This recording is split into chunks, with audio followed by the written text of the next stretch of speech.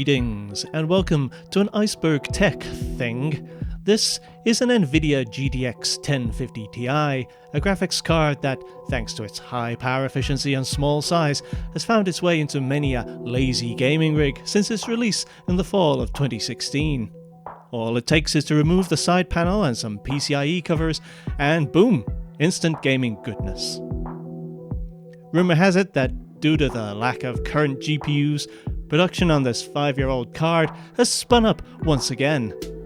How does it perform in games here in 2021?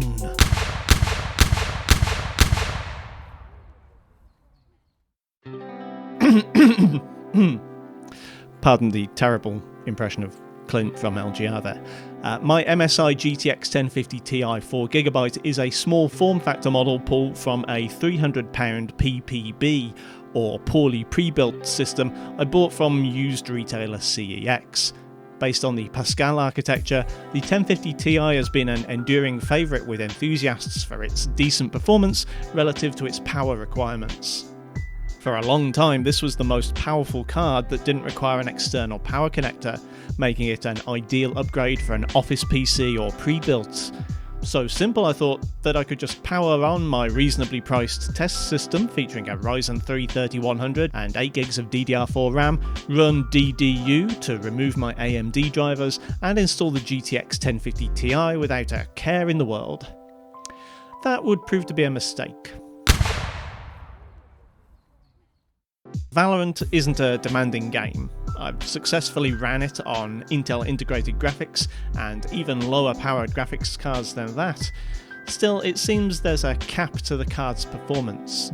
Playing deathmatches at 1080 with high settings, I measured an average FPS of 177, with lows approaching 120. This is approximately the same FPS that can be seen on an 8-year-old Radeon R9 270X.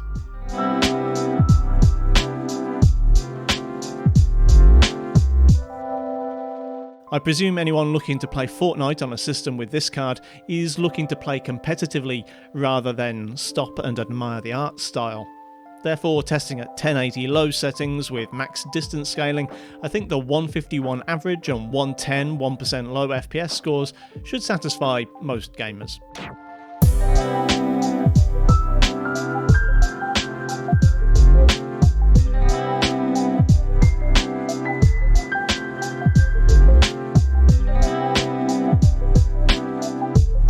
Rocket League needs no such frugality with the visuals, running at a smooth 154 FPS average with occasional lows of 58, even at 1080 with settings cranked to high.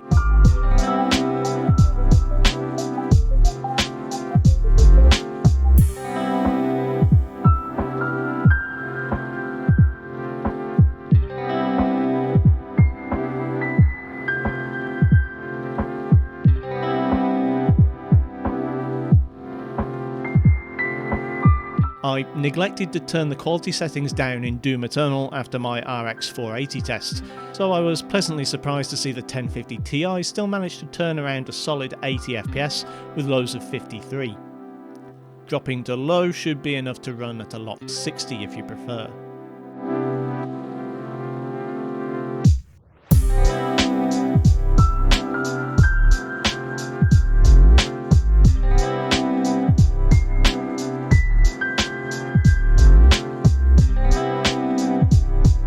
Running the Valhalla benchmark at 1080 medium returned a score of 38 FPS with lows down to 16. This being an Ubisoft game, this shouldn't be entirely unexpected, and running at low might go some way to helping out with these stutters if they become distracting.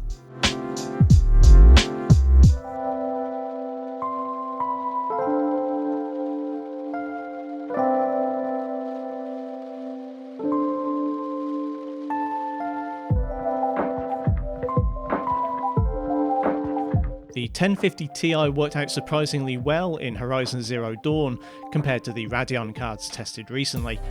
Testing at 1080 on the original quality preset, I saw an average of only 40 FPS, but very reasonable 1% lows recorded at 35 FPS.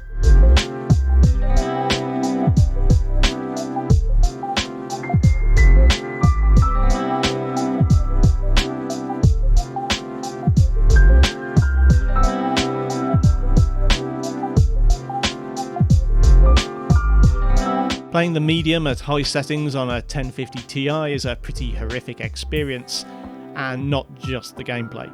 Averages of 20 FPS were pretty painful, though the 7% lows occurred mainly during gameplay sections where the screen splits in two, or you cross over from the normal world into the spirit world or whatever it is. Lower quality settings have something of a negative impact on the game's atmosphere, so you may have to come to a compromise to get the experience you like in this one. Forza Horizon 4's performance came as quite a pleasant surprise. The built-in benchmark recorded enough FPS for a locked 60 at 1080 medium and high settings, with average GPU scores of 79 and 74 and 1% lows of 65 and 61 respectively.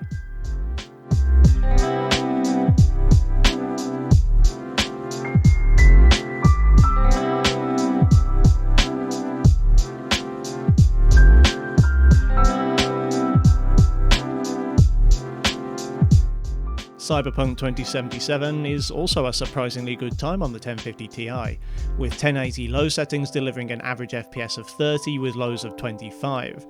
That may not sound like much, and it won't be enough for some gamers, but if you temper your expectations, this is a pretty good showing for the lazy gaming rig.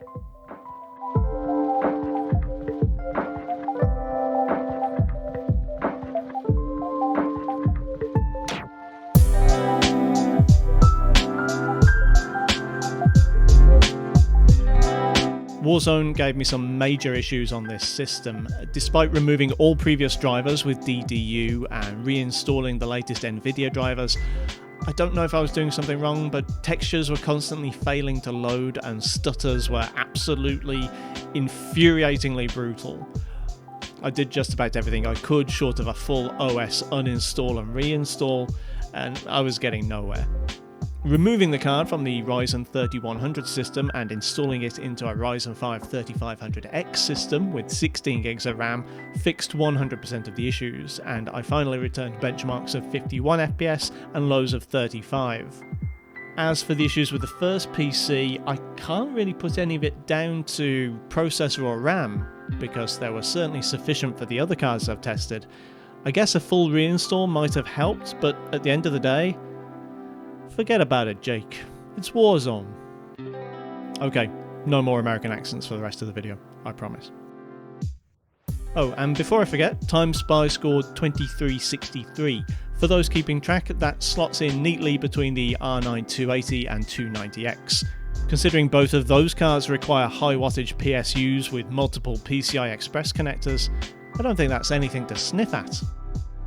Can I recommend a GTX 1050 Ti in 2021? Sure, for the right price. The PC I bought mine from cost £300, and given what I got for the processor, RAM, power supply and case, and what I value the other parts at, I'd say I effectively paid about £50 for the graphics card. This is a lot lower than the usual selling price and certainly a lot less than it's worth. If you can get one for less than £100, you'd be getting a pretty good deal. Especially if you're putting it into a PC that can't support a card like an R9 290X or GTX 970, cards which might offer better value for money but which require more power and bigger cases to support them. In the current PC parts climate, it seems unlikely that I'm going to pick up a GTX 1650 anytime soon. This is a shame, as it would be great to compare the two, as the 1650 is, at least on paper, the current lazy gamer's graphics card of choice. Hope you enjoyed the video. Kindly do the usual YouTube things if you feel so inclined, and I'll see you next time.